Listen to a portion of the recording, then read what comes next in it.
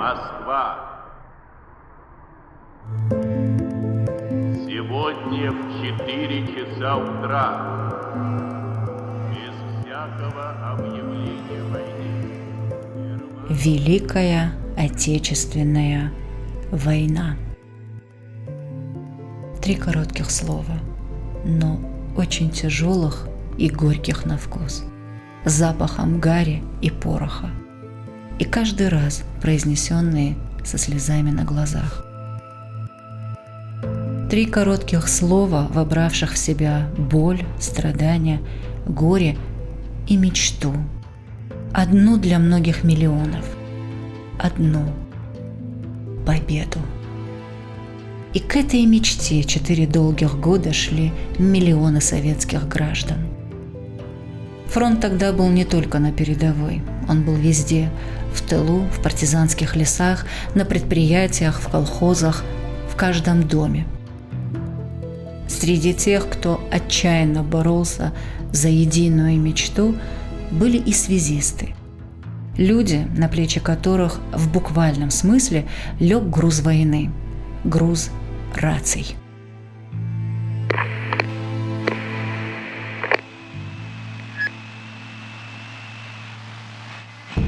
Роль связи в годы войны сложно переоценить.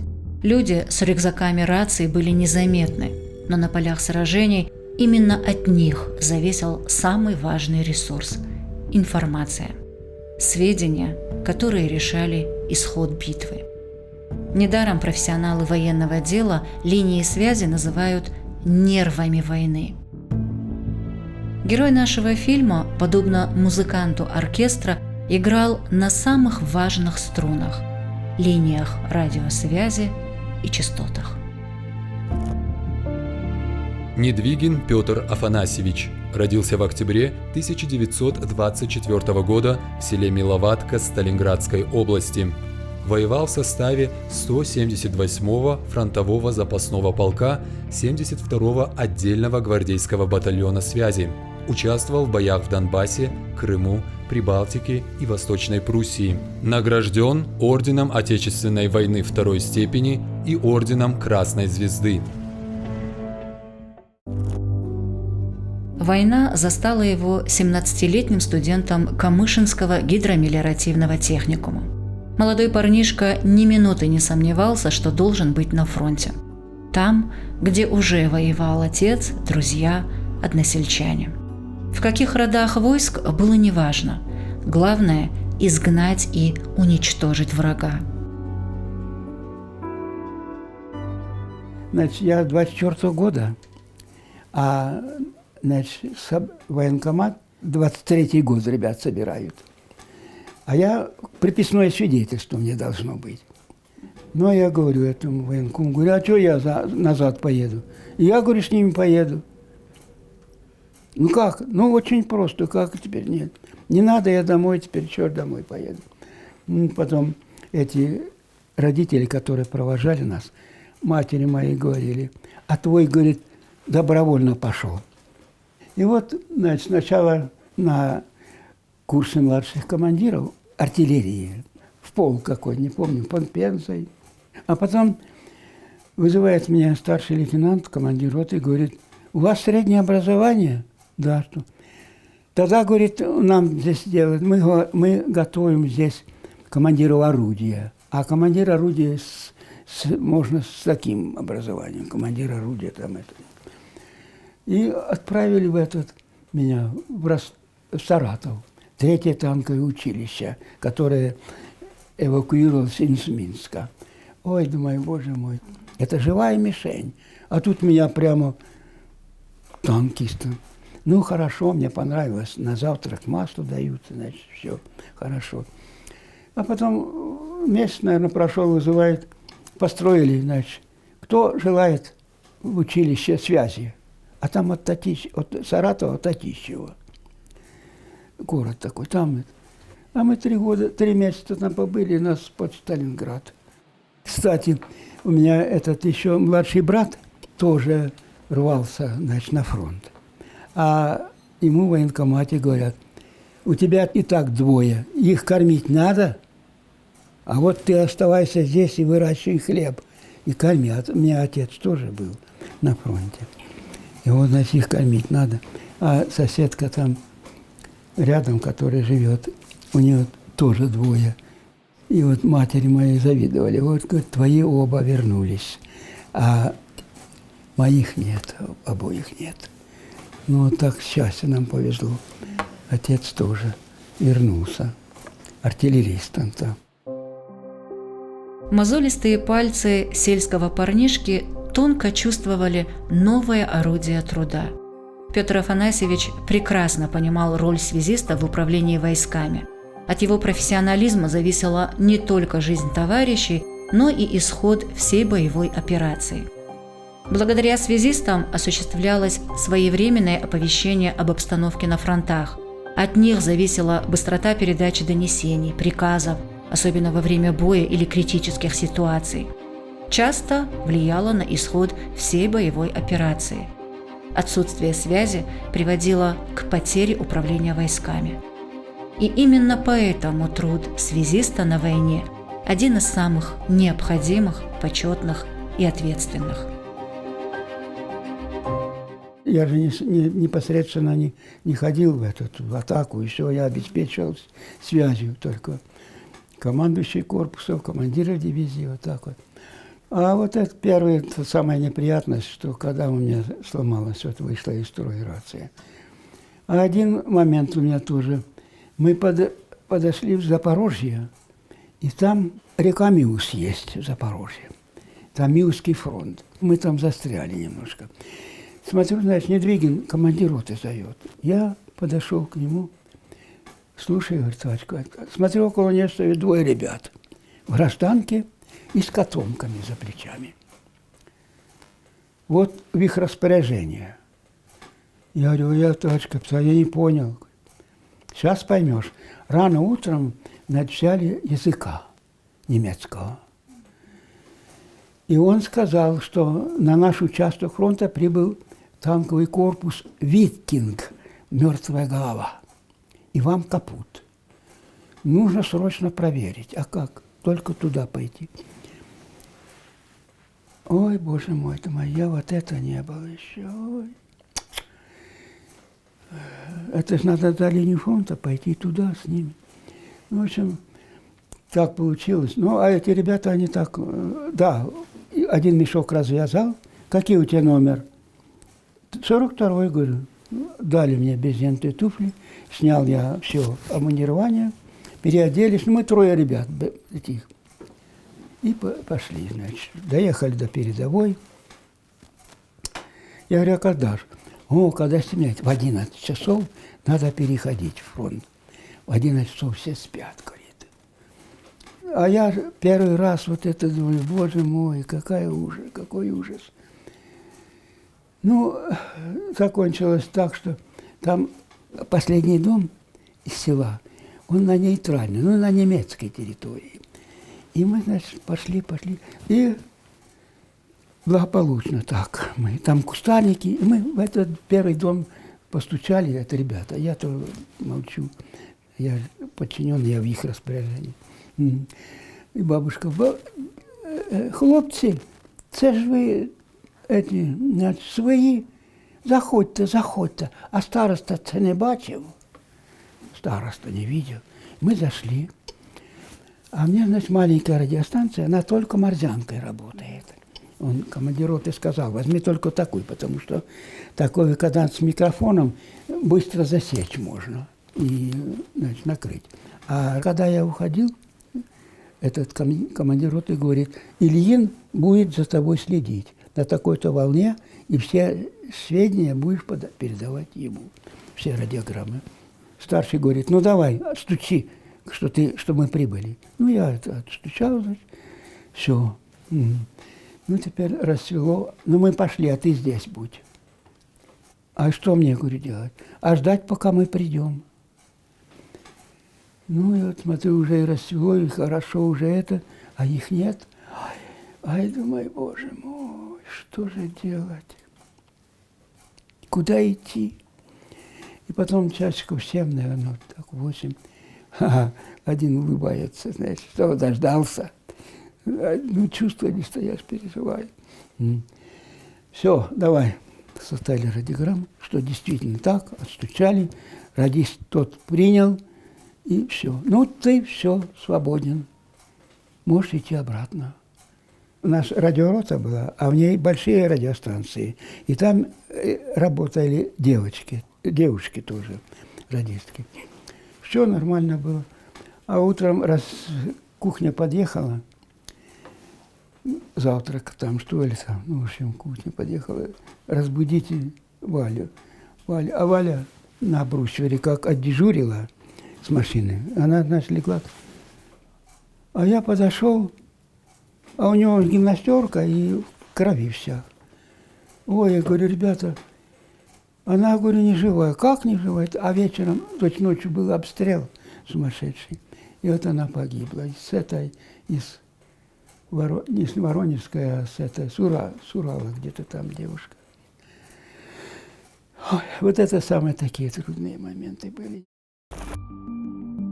Подвиг связиста – особый подвиг, далекий от внешнего эффекта. Ну что на первый взгляд героического в том, что линейный надсмотрщик или телефонист неоднократно исправляет под огнем противника поврежденную линию? Что героического в работе радиотелеграфиста, буквально вылавливающего сигналы нужной ему радиостанции в хаосе сигналов множества других станций? Но от четкой работы связистов зависит быстрота и своевременность передачи донесений, распоряжений, приказов и команд, наибольшая потребность в которых возникает именно в условиях напряженного боя, особенно в критических ситуациях. Поэтому труд связиста на войне самый необходимый, самый почетный и ответственный. От него часто зависит успех боя и всей операции. Сижу ночью, и, значит, этот капитан Кусков у нас был. Слушай, штаб армии надо соединить, это войти в часть. Срочно радиограмму. Я говорю, товарищ капитан, у меня же, говорю, маломощная рация. Срочно. А я говорю, а что? Порыв на линии. Порыв на линии, и никак не могут связаться. Вот это я запомнил. И телеграф тоже. А то бывает и телеграфом, бывает и телефоном. Порыв на линии, и нет связи. Только, значит, радиостанция, радиосвязи. Позывные, я говорю, штаба армии. Он, значит, сразу принес. Я отстучал, смотрю, нет. Что? Я говорю, никакого знака. Еще раз стучу. Нет. Что ж такое? Ну, маломощная, я говорю, товарищ капитан. Она на 30 километров только рация моя дает. Еще раз. Смотрю, отвечает радист. Ти-ти-ти-ти-ти-ти-ти, слышу слабо, что имеете. Ну, это кодированные такие там выражения. Он, значит, подстроился хорошо. Слышу, что имеете. И он, значит, одну радиограмму прислал, принес, я отстучал вторую радиограмму, подстучал. Это, значит, все, молодец. Я представлю тебе награде. Да, я говорю, я не за награды здесь, говорю, товарищ капитан. Севастополь освободили, и нас перебросили в Прибалтику. И там начались бои под Шауляем, и там погиб командир 87-й дивизии Цаликов. Но я не знал, что он осетин. Вместо него прибыл Лопатин, генерал, командующий корпусом. А Черняховский тоже погиб. А вместо Черняховского прибыл Василевский. И вот как раз это уже под этим, на Восточной Пруссии там. Значит, они собрались, Василевский собрал всех командиров корпусов, и смотрю, а у меня, я здесь сижу с наушниками, они, значит, Василевский налили по 100 грамм и говорит, ну, пока мы, говорит, не начали обсуждать положение на нашем участке, помянем погибших наших боевых товарищей, героя России, это Черняховского Ивана Даниловича и славного сына Осетии, генерала Цаликова. О, думаю, смотри, он осетин, значит. И потом уже, когда я прибыл в Осетию в 1946 году, я вспомнил, что жена его перевезла прах в Орджоникидзе. Я, значит, когда уже здесь очутился, Ну и что, пошел на одно кладбище, на другое кладбище. Нет могилы. Думаю, где же это? А потом в канун Победы дня смотрю, звонок. Петр Афанасьевич, да, говорю, это генерал Цариков. Думаю, слушай, молодой человек, это такая неуместная шутка, говорю, тем более, говорю, в такой день. Генерал Цариков у меня, говорю, на глазах погиб. Нет, однофамилец. А это другое дело. Что вы хотите? Когда бы с вами встретиться? Мы знали, что вы, значит, служили там, но не приехали человек, наверное, 3-4 там на машине. В общем, они поговорили, все, так, теперь старший говорит, мы сейчас на кладбище едем. Не хотели бы с нами проехать? Как, говорю, не хотел? Хотел, а где, говорю, а мы сейчас. А оказывается, он похоронен, где Осетинская церковь, в пантеоне. А я искал могилу его на этих кладбищах. В общем, вот такая история. В предвоенные годы предприятий, выпускавших средства связи, было крайне мало.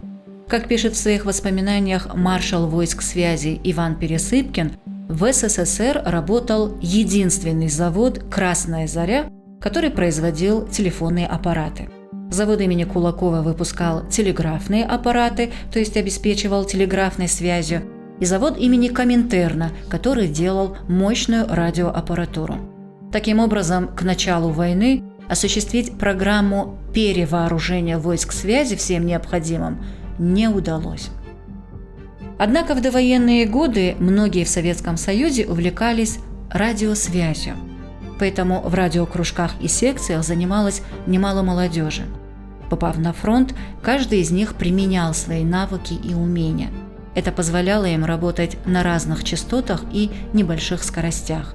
А частая смена локаций и радиоданных, применение специальных паролей значительно затрудняло перехват и прослушивание советских радиостанций. По таким правилам работал и Петр Афанасьевич Недвигин.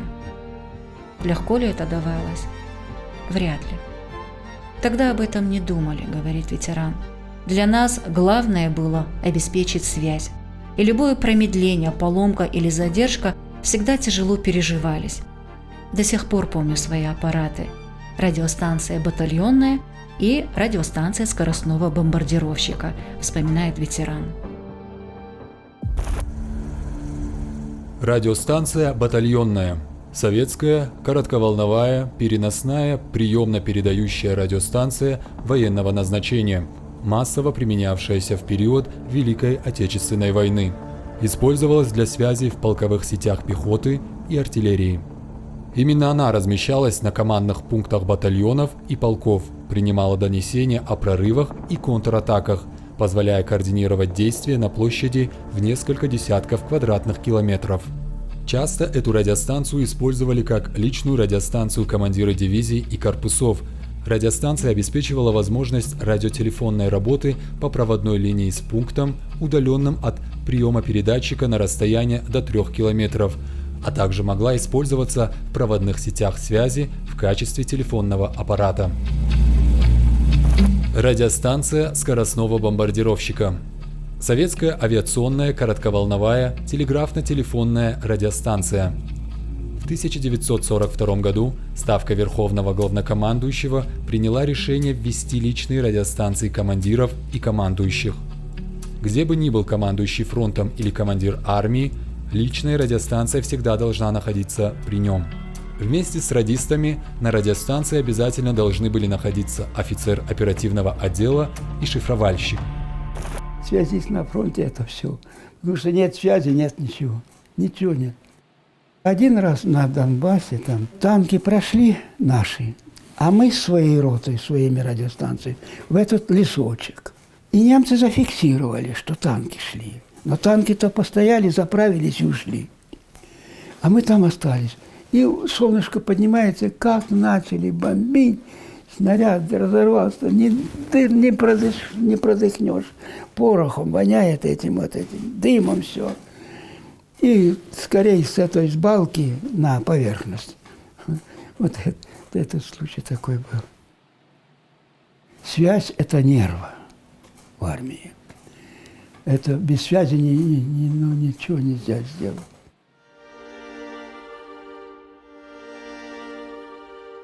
Петр Афанасьевич часто сидит один, в тишине. Сейчас его слух наслаждается другими звуковыми частотами – пением птиц, шорохом листьев, дуновением ветра. На балконе он посадил цветы вьюнки, и это символично. Не крупные, но хрупкие, с очень нежными цветками растения цепляются корнями за землю и всеми силами стараются жить. Иногда ломаются, гнутся от сильного ветра, но находят опору и вновь выпрямляются, чтобы тянуться вверх. Живут, цветут и радуют окружающих.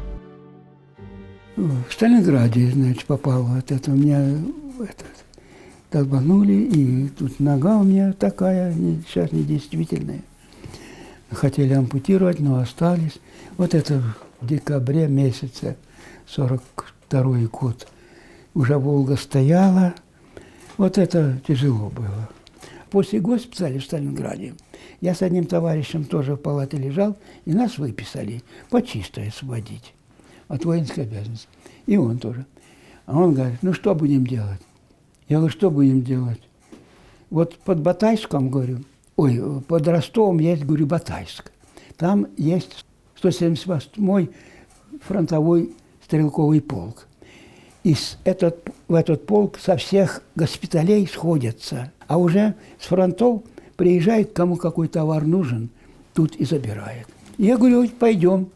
А что, мы сейчас домой пойдем, все воюют, а мы, говорю, пойдем.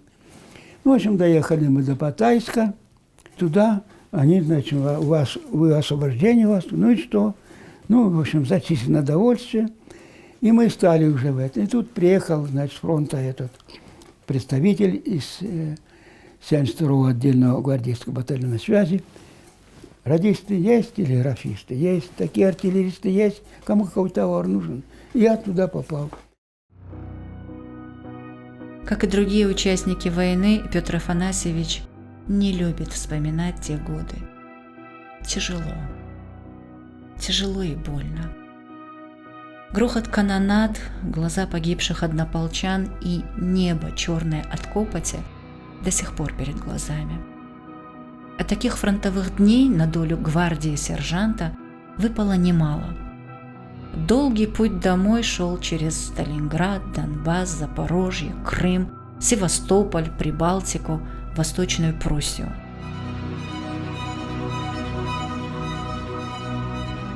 Апрель 45-й год. Уже в Восточной Пруссии мы были. И я сижу, значит, наушники все спят. Слышу, значит, это радио. А я все время на радио Москвы и на немецкое радио, по-русски все переводил, я слушал.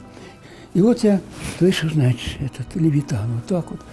Ой, и уже такая стрельба поднялась, ужас. Этот начальник штаба выскочил своей. В чем дело, что такое? Я говорю, товарищ капитан, война закончилась. Как закончилась? Да вот так просто. А они, ребята, с автоматов пулят. Вот такой случай был. Приказ Верховного Главнокомандующего по войскам Красной Армии и Военно-Морскому флоту. 8 мая 1945 года в Берлине представителями германского Верховного командования подписан акт о безоговорочной капитуляции германских вооруженных сил. Великая Отечественная война, которую вел советский народ против немецко-фашистских захватчиков, победоносно завершилась. Связь – такая интересная штука, говорят связисты. Ее не видно, но она есть. Да еще какая важная, просто жизненно необходимая. Впрочем, у Петра Афанасьевича вся жизнь такая – быть там, где необходимо, и приносить пользу. После окончания войны он вернулся домой, окончил учебу в Камышинском гидромелиоративном техникуме, хотя мечтал стать прокурором. Почему прокурором? «Справедливость люблю», – говорит ветеран. Но стал мелиоратором. По распределению попал в Северную Осетию. Нас направили в Осетию. В Осетию направили. Нарфон Иванович, Царство Небесное, хороший был мужчина. Отпустите, говорю, нас. Нет, у нас тут столько надо работать. И мы так остались. Сначала он мне прорабом послал. Тогда организация была Северо-Осетинское отделение, Северо-Осетинское проектно-изыскательское отделение, Севкавгипроводхоз. Там председатель колхоза Красной Осетии был. Мы приехали к нему. Я говорю, Хаджби Шабукаевич, вот мы приехали к вам поля снимать это. О, это хорошо. Я уж сколько раз просил, сколько раз. И мы, значит, начали съемку там делать. И он такой доволен, что приехали. Вот, говорит, он проезжает один раз, жарко так было. Ну что, жарко? Я говорю, да хоть бы, жарко это ничего. А толку от нашей работы есть, говорю? Да ты что, вот помнишь, ты то снимал участок? Да. Вот мы, говорит, там получали 25 центнеров. А когда построили 60 центнеров. Есть? Ага, вот такая, значит, наша работа. А гордость берет за это? Ну, какая гордость? Ну, конечно, все же, это, конечно, приятнее, что мы делали. Вы представляете, все Ставрополье объездили, и весь Дагестан. А Осетии так все не было, нет такого села, чтобы я не был там. Такого. В комнате тихо. Настолько, что отчетливо слышно тиканье часов. Седовласый пожилой мужчина сидит за столом и ведет молчаливый разговор. Глядя на старые фотографии, в его глазах появляется грусть. На память приходят строки любимой песни. В такие моменты теперь уже пожилой солдат не может сдержать слез.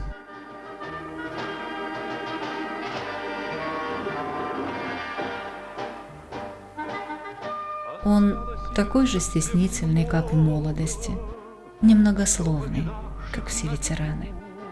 Но складки морщин упорно выдают все те тяготы, через которые он прошел. Несмотря на это, он не очерствел, любящий. Любит свою семью, соседей, улицу, Осетию, Советский Союз. Все то, за что воевал, за что рисковал и не жалел жизни.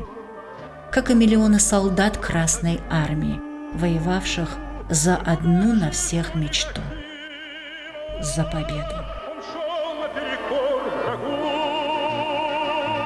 От всей души скажи спасибо и поклонись фронтовику.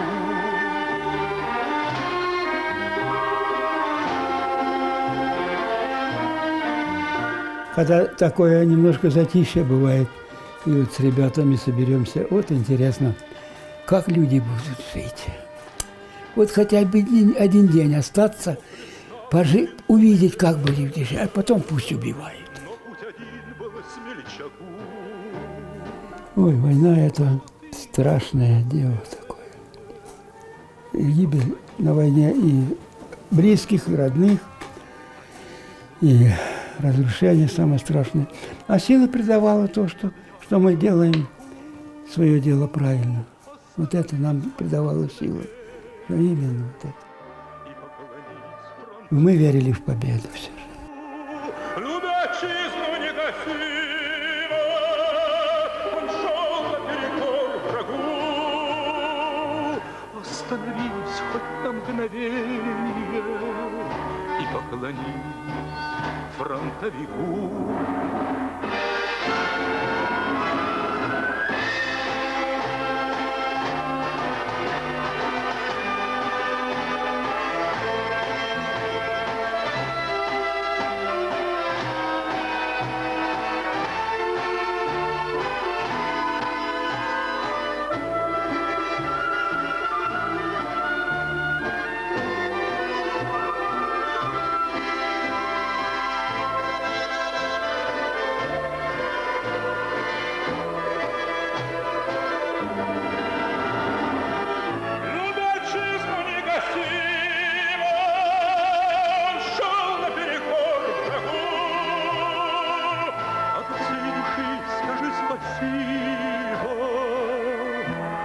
поклонись фронтовику.